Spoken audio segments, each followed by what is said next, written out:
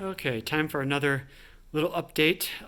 As you can see, I got the supercharger off because I was hoping that the spot that I showed before that I kind of I went a little bit too tight on when I was trying to clearance it there, that could be welded while it was on, but he didn't quite think so, and pretty close to a bunch of other things, and he had to get it really hot to kind of weld it. So I ended up having to take the supercharger off and then the intake off, which was a little bit of a challenge.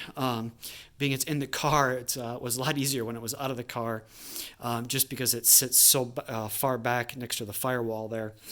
And the biggest challenge was I got most of the bolts and everything out pretty quickly, and got the belt off. Kind of had to take a couple things off so I could get down to the belt tensioner there. But I got all the bolts and everything off pretty quickly. But I spent an hour and a half back here. There's a hose for the coolant system that comes up and comes into the bottom of the lower intake here, and it had the factory clamp on there from Ford, which is one of those pinch style clamps. Actually, it's more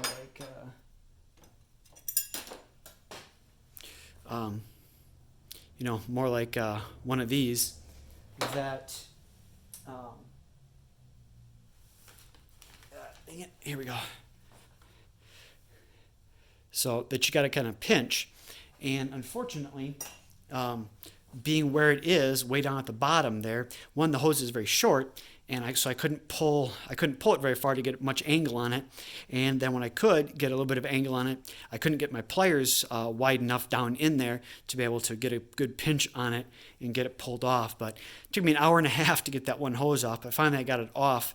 Now when I put it back on again, I just went to O'Reilly's or whatever and got just a normal, I think they call it worm clamp on there, because there would be enough room for me to stick a long screw or a long socket down in there with an extension on it, and then I could loosen that up and then be able to pull the hose off. So if I do have to take that off again in the future, or look at upgrading that intercooler there at some point, maybe I would be able to do that without having to fight for an hour and a half again, like I did before. So got that taken care of.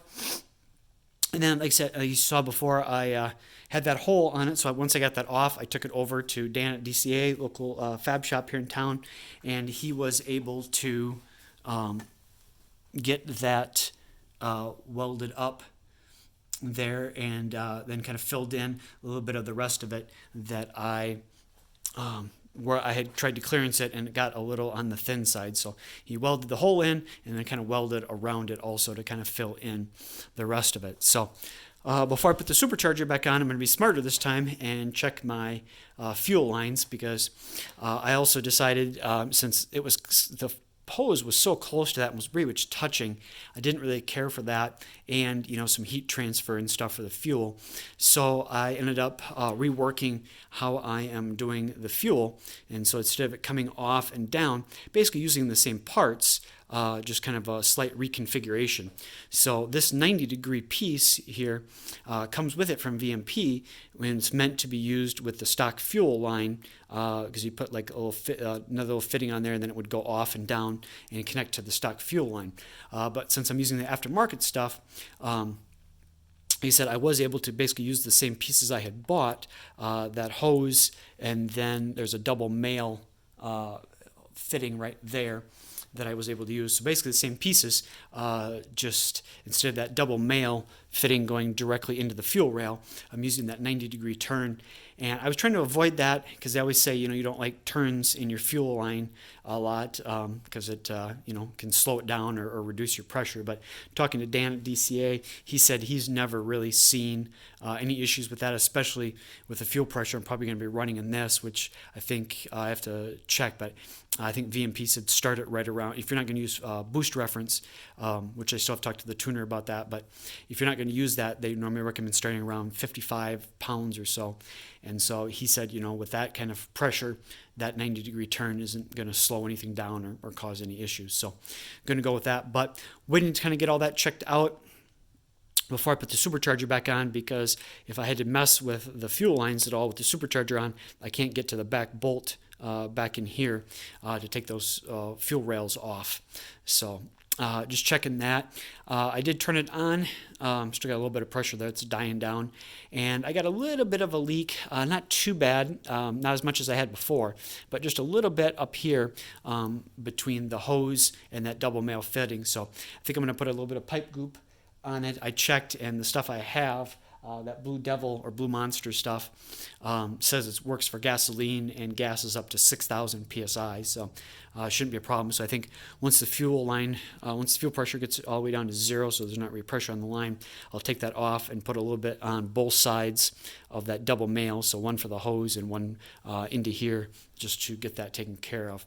I didn't really see any leakage up here, but like I said, once I get a little bit of leakage taken care of on the other side, then I'll know whether or not that's leaking in there or not. But so that's kind of where we're at with that. And then I did find one unfortunate thing today, and I found out that because I think I mentioned it before, that whenever I turn the key on, the dome light comes on, and I get errors on the dash. It says the door is open, even though the door is closed. So I've been trying to figure that out. I thought maybe there was a module that was messed up, or something like that. Trying to think the door was open. But my battery was dead, so I took it to O'Reilly's thinking that it had died, but no, it was just had somehow gotten drained. And so they charged it up and tested it and said it was fine. So while I was there waiting, I was talking to one of the guys, and we looked up. He said a lot of the new cars, it's actually there's a sensor. It's the door actuator here that tells the computer whether or not the door is open or closed. And so he looked up the 2007 door actuator and the 2014 GT500 door actuator, and they are different models and different pieces. So he's like, I bet you there's something in there. So I came home and I tore the door apart. And actually what I did first, before that, was I still had the extra door. I sold the passenger side. Well, actually, no, I didn't sell the passenger side door. It had a big crunch in it from the rollover accident. So I I stripped it down and took the wiring harness and stuff out, but I left some of the components in it. And then when I junked the body of the car, I got rid of that door, which I guess I should have pulled the door actuator out, because I pulled the door actuator out of this one and checked it, and it was a 4-wire piece to it.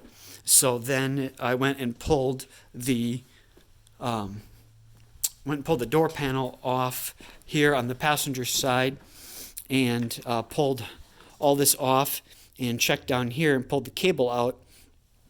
And the door actuator for the 07 is a 2-wire. So there's definitely additional wires there. I'm guessing one of them, it has to do with telling the computer that the door is closed or not.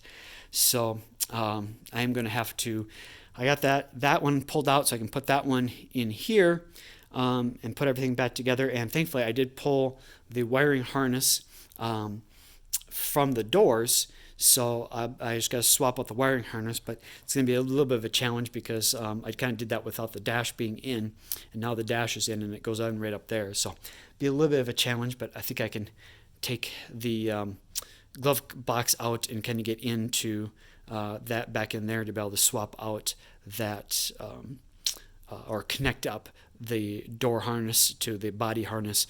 But then I guess got to put all the harness in and then swap out that actuator, and hopefully that will register that the door is closed now, and the dome light won't come on and stop having some of those issues. I think that is about it. Unfortunately, it said I did not have the driver's side door. I got rid of that because that was pre-mangled in the accident.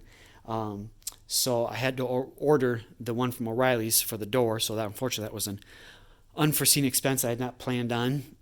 But that's kind of where we are at with the project for the moment. So ran into a few difficulty little issues that I have to deal with, but am working on. So a little bit of a setback there, but not too bad. But keep working on that. So that's where we're at with the status of the project for the moment. So thanks for watching. Bye.